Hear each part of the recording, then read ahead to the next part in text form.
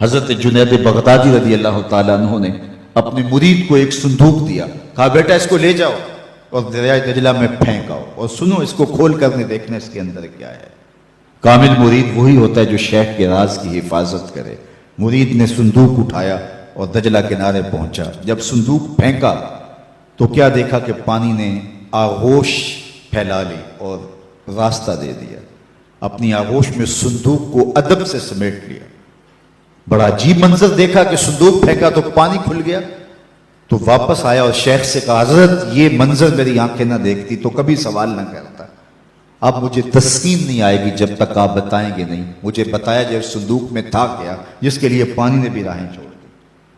تو فرمایا بیٹا تم نے منظر ہی ایسا دیکھا ہے، اگر میں راز سے پردہ نہیں اٹھاؤں گا تو تمہیں قرار نہیں ملے گا۔ سنو، میں نے 12 سال کی محنت شاقہ سے تصوف کے اسرار و رموز پر ایک کتاب لکھی اور پھر 12 سال اس کی نوک پلک سنوارتا رہا کہ اس کا کوئی جملہ شریعت کے مزاج سے متصادم نہ ہو، شریعت کے مزاج سے ہٹ کر نہ ہو۔ 12 سال کتاب لکھتا رہا، پھر 12 سال اس کتاب کو دیکھتا رہا کوئی ایک حرف بھی، ایک جملہ بھی شریعت بیضا کی مخالفت میں نہ ہو۔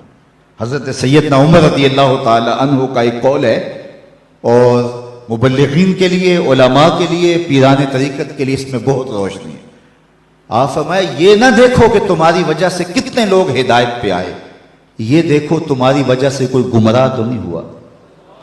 ڈاکٹر یہ نہ دیکھے کہ اتنے لوگ میرے ہاسپٹل سے شفا پا کے گئے ہیں، یہ دیکھے کہ میری غلط دعائی سے کوئی مریض مر تو نہیں گیا۔ تو کہا میں نے 12 سال محنت کی ہے کہ اس کتاب کی نوک پلک سنوارتا رہا، کوئی جملہ شریعت کے مزاج سے ہٹ کرنا ہو۔ 24 سال بیت گئے۔ اللہ اکبر۔ پھر 12 سال سوچتا رہا اس کتاب کو لوگوں تک پہنچاؤں کہ نہ پہنچاؤں۔ 12 سال اس سوچ میں گزر گئے۔ آج 36 سال گزرنے کے بعد میں نے فیصلہ کیا کتاب اللہ قرآن مجید کے ہوتے ہوئے لوگوں کو جنید کی کسی کتاب کی ضرورت نہیں ہے، اور یہ جو تم صندوق میں پھینک کے آئے ہو یہ میری 36 سال کی کمائی تھی۔ تو کتاب سے وابستگی اختیار کرنا، کتاب اللہ کے ساتھ تمسک اختیار کرنا، یہ تصوف کا وہ ضابطہ ہے جو صوفی کو حقیقی صوفی بناتا ہے۔ کہ دوسری بات والاقتداء بسنت رسول اللہ صلی اللہ علیہ وآلہ وسلم، حضور کی سنت کی اتباع و اقتداء، یہ دوسرا کام ہے جو صوفی کے کرنے کا ہے، اور جس کی طبع میں یہ چیز راسخ ہوتی ہے اور اپنے سالکین کو یہ چیز سکھاتا ہے کہ ان کی طبیعت میں حضور علیہ السلام کی سنت کو راسخ کر دے، حضور علیہ السلام کی اتباع ان کے اوپر لازم قرار اس انداز سے دے کہ ان کی نشست و برخاست حضور کی اداؤں کی مطابقت میں ہو۔ خلاف پیمبر کسے را گزید، ہرگز نہ خواہد بمنزل رسید۔ سادی بولتے ہیں کہ کبھی سوچے بھی نہ کوئی کہ حضور کے راستے سے ہٹ کے منزل نصیب ہو جائے اس کو، بلکہ آگے کہا مپندار سادی کے راہ صفا، تواں رفت جز بر پے مصطفیٰ۔